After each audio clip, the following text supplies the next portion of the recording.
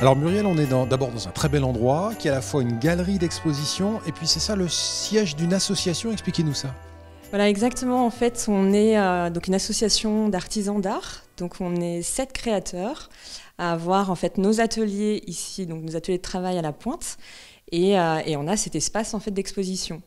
Et donc, du coup, on est tous représentés ici, et donc c'était l'idée de montrer à chacun notre travail. Alors, il y a cette proximité effectivement entre ce lieu d'exposition et vos ateliers. Je crois qu'il y en a même au-dessus.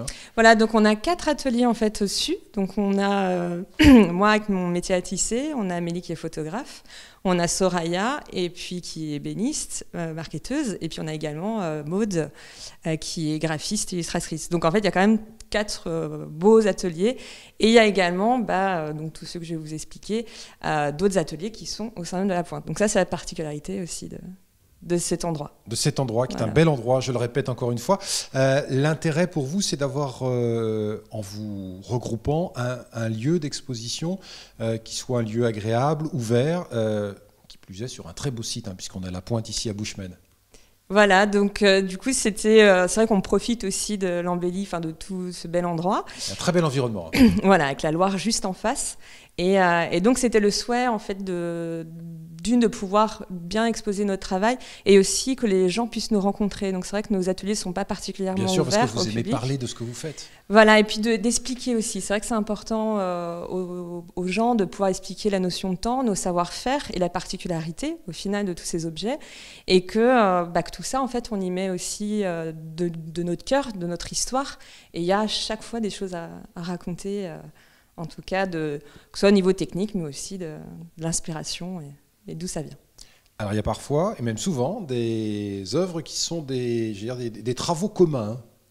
Alors oui, par exemple, on a cette année en fait la particularité ici à Noël, donc on avait à souhait, un cœur en fait de mélanger nos savoir-faire et de créer des binômes. C'est vrai que pour nous c'était important de se rencontrer en fait sur nos savoir-faire, parce que même si on se connaît bien, c'est quand même différent de pouvoir créer ensemble. Et c'est vrai que c'était l'idée de sortir en fait de ce qu'on connaît et puis de créer en commun. Et donc, c'est ce qui crée aussi encore plus une force chez nous et ce qui facilite encore plus de pouvoir aussi parler du travail des autres. Parce que c'est vrai qu'on doit à chaque fois expliquer et bien se connaître à ce niveau-là. Vous avez travaillé, vous, avec un coutelier, par exemple. Voilà, donc avec Samuel, qui est coutelier d'art. Et donc, on a travaillé sur l'idée de retravailler le manche et de comment mêler en fait le textile et le métal aussi. Et donc, travailler sur cette limite-là. Et donc, c'était intéressant parce qu'on a complètement expérimenté. Et c'est vrai que ça permet, encore une fois, de sortir de ce qu'on connaît et d'avancer aussi dans nos connaissances et de proposer et de présenter des pièces uniques. Alors, vous me faites visiter, on commence par ce superbe travail de marqueterie. Voilà, donc là, en fait, on a Soraya qui est à l'association depuis quelques mois et donc qui est sortie aussi de l'école Boulle. Donc ça, c'est vrai que c'est important aussi de dire... Voilà, qu'on est tous quand même avec un grand savoir-faire et puis sortir de grandes écoles. Et donc, Soraya, là, on a vraiment un travail d'orfèvre avec sur le bois et puis même le verre, voilà. Là, on a le travail d'Élodie qui est juste derrière la caméra, voilà. Qui nous accompagne. On est effectivement sur un travail de céramiste. Voilà, donc pareil, un travail très très fin, et c'est vrai qu'Élodie, donc ça fait pas mal d'années aussi qu'elle travaille autour de ce sujet-là, et là elle a vraiment eu une finesse en fait dans sa main, et c'est vrai qu'elle travaille aussi beaucoup avec d'autres restaurateurs, notamment sur Angers, et donc on a vraiment des pièces aussi uniques à chaque fois, et qui sont vraiment très très très singuliers. Une certaine Muriel Guillaumet, ça vous parle ça? Voilà. Ça c'est vous ça. Exactement. Donc en fait, ici, moi je suis donc designer textile vraiment spécialisée dans le tissage main. Et donc voilà, j'ai aussi fait des grandes études pour arriver à ce niveau-là de mon travail. Et donc ici, en fait, ce que je présente à la galerie, c'est autant des pièces uniques en tissage.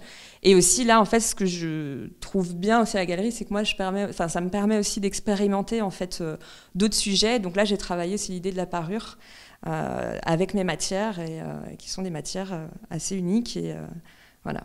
Et donc beaucoup avec des fils précieux. Bon. On continue notre déambulation parce qu'il y a encore du monde à présenter. Beaucoup de choses à découvrir. Ouais.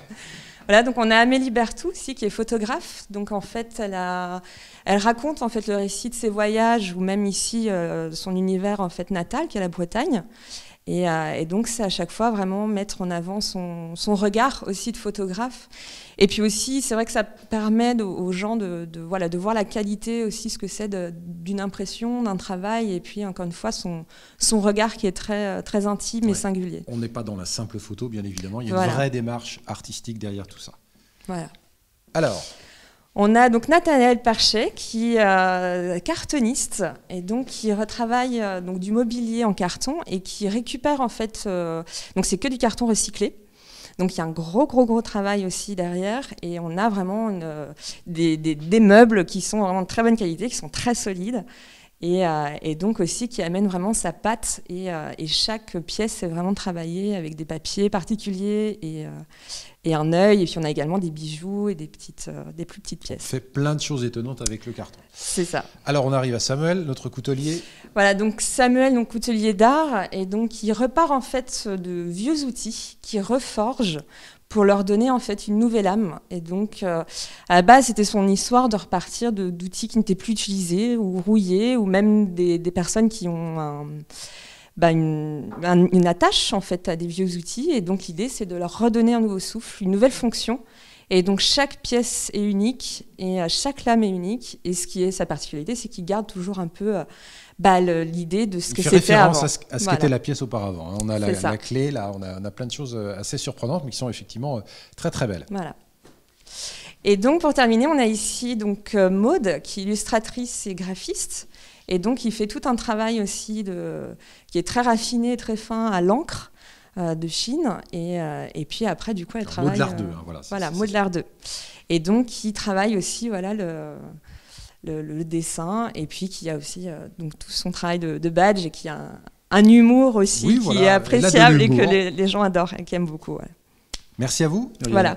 Merci à vous aussi. On va inviter les Angevins et tous les autres à venir ici dans cette galerie et puis en plus à profiter d'un panorama assez exceptionnel.